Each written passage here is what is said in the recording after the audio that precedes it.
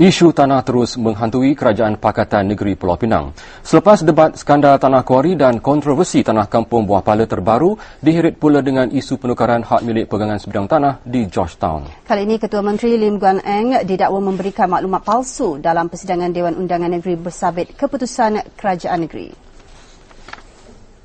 Dalam persidangan Dewan Undangan Negeri Ogos lalu, Adun Pulau Betong Muhammad Farid Saad membangkitkan isu berkenaan.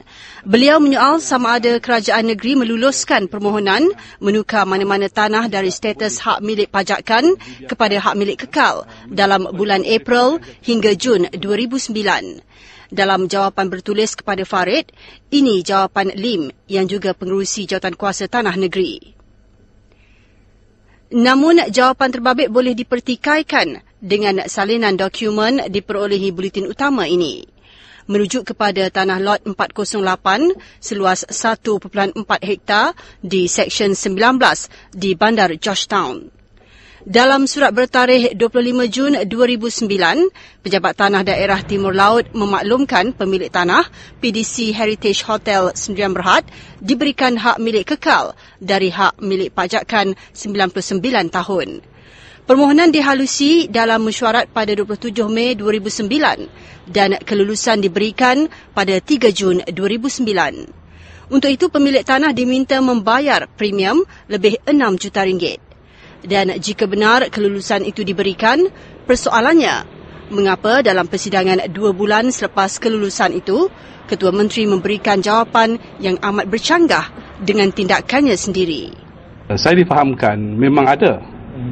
Jadi kalau itu betul bermakna Yang Amat Berhormat Ketua Menteri telah melakukan, tidak memberikan fakta yang sebenar kepada kedudukan yang sebenarnya. Jadi saya rasa ini satu benda yang amat tidak boleh dibiarkan.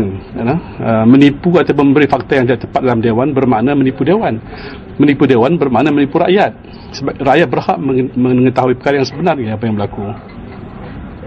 Kalau ini boleh dilakukan, entah banyak mana lagi perkara-perkara lain kita pun tak tahulah. Berikutan perkembangan itu, Barisan Nasional Pulau Pinang mengadakan mesyuarat tergempar petang tadi membincangkan tindakan selanjutnya. Ketua Pembangkang Dato' Azhar Ibrahim yang juga Dun Penaga berkata BN akan membangkitkan isu ini dalam persidangan Dun pada 30 November depan. Kali ini mereka mahu Ketua Menteri memberi jawapan secara lisan menjelaskan pencanggahan yang wujud. Sekarang kita nak dengar pada mulut dia pula. Mungkin dia akan berkata, oh ini dia punya kanit salah tulis ke, pegawai tersalah tulis ke, dia overlook ke dan sebagainya. Sekarang dia jawab sendiri dalam Dewan. Kerana desakan dan tuntutan daripada rakyat, hendak akan jawapan yang sebenarnya. Saya mengharapkanlah sebagai seorang pemimpin nombor 1 negeri Pulau Pinang, bersikap jujur, bercakap benar supaya rakyat lebih menyenangi dengan keadaan pentadbiran di negeri ini agar kita dapat hidup dengan aman, sentosa dan selamanya. Kalau iya, katakan iya. Kalau tidak, katakan tidak. Ketua Menteri Lim Guan Eng gagal dihubungi untuk penjelasan kerana beliau kini berada di Bahrain atas urusan rasmi. Sementara itu, kru kami meninjau tapak tanah lot 408 terbabit.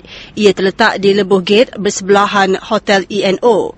Tanah seluas 1.4 hektar itu mempunyai 7 bangunan pra-Perang Dunia Kedua. Bangunan terbabit pernah digunakan sebagai kuartus pekerja Jabatan Kerja Raya dan kini ia dalam keadaan terbiar. Pada masa pemerintahan Barisan Nasional, ada permohonan merobohkan bangunan sejarah terbabit tetapi ditolak kerana terletak dalam kawasan warisan sedunia. Buletin utama juga difahamkan jika hak milik pegangan kekal disempurnakan, tempat itu bakal dimajukan sebagai kawasan rekreasi dan makanan.